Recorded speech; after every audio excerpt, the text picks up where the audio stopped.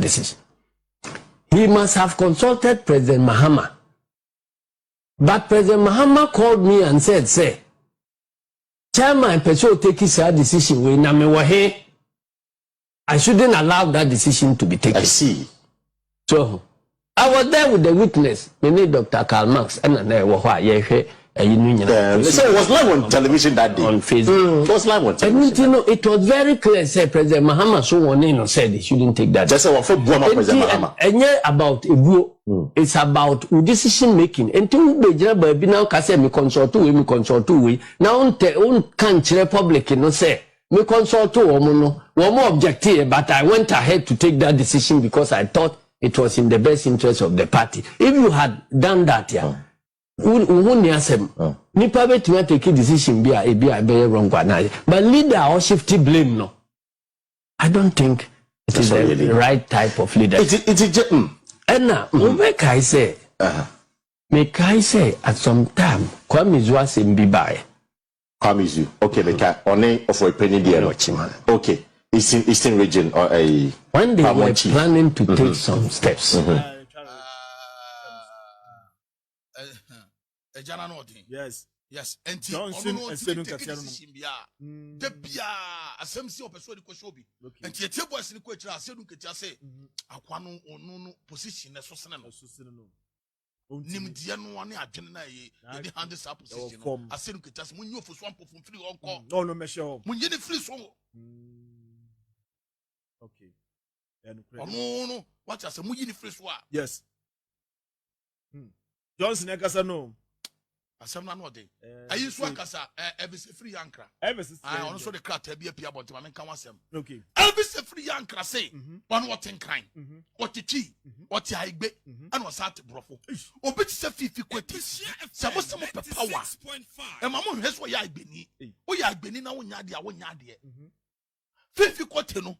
Ono no apart from that no I be kasa ne brofo nko an wote oba ashantere don't me no mu need ontumi no mu ni nkomo o question no don't me obi ani nkomo o te kasa bi apart from agbe ne brofo entidi pass ha no o de ne general secretary ye entitie sarakate ma Owura Johnson Asiedu Nketia kasa general secretary of the National Democratic Congress was ne de ani ahobrase mu a samo pese NDC party ni gina obi ti so Ofoso Ampofo chairman mama to aba ma no the piano decision be obe take piano the problem ba one ne be pre sa position no decision bia nanse ya oye sarakate ma Owura Johnson Asiedu Nketia kasa general secretary of the National Democratic Congress was ne de ani ahobrase mu a samo pese NDC party ni gina obi ti so Ofoso Ampofo chairman mama to aba ma no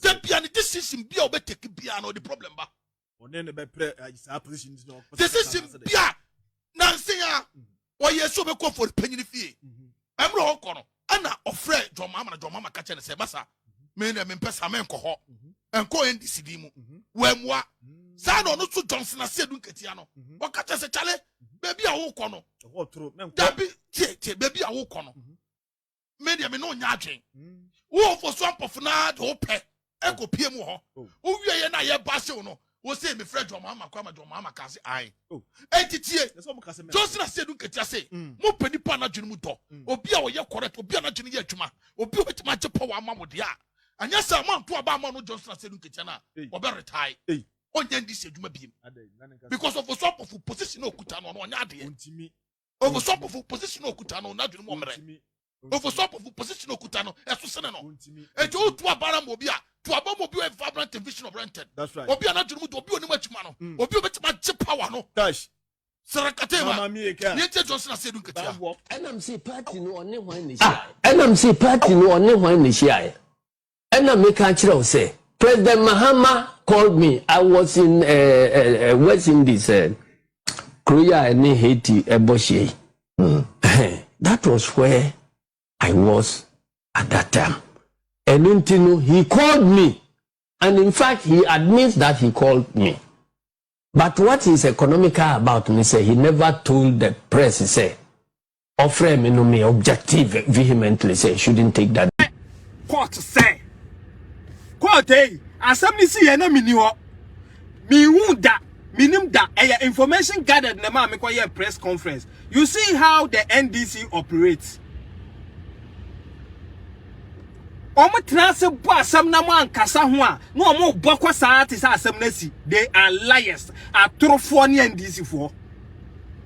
Asam omo ka bia Sami Jamfi be ka cho se Matiamidu wonya no kwafo won ka no kure baako because yafa Matiamidu ade a chia won se Matiamidu wo pe no kwafo wo ga na ye Matiamidu nipa we ana wo di na chi young boy baby papa fa wa bra babo na Sami Jamfuru obefulu enti Sami Jamfi hwe ya ade na ni aye nyan eno no sorry say my lord me am ba begina da ka yes hey Kache, have you forgotten so soon say we say na mama ne man say ne obi awo no ono akogina da ka mo se mi hu mate opoku pre wo so atro letter de abeto de judge ni nhwem emfamu awaten no wo de ato se na uni ho wo begina da ka mo say mi hu no tama me ya adwuma wo KMA na wone Asiedu ho ahwan nam what a Jimmy world na Sami Jamfi wo yire wo kanche makura na tie adwuma obeka cho say wo Jimmy because Jimmy sam na wo ye no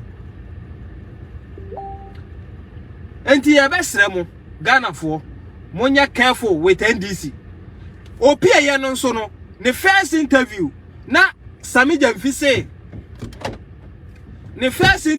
Sami Jamfi say obetua bibia once afa de auto ayampia say na ye buatia na ye bu obi amu bibia ntia no asema me ka kirewi kope Sami Jamfi evidence in chief ne ekan na hwe the court proceedings the course wo ho say wo anka wo kra wo mbobo na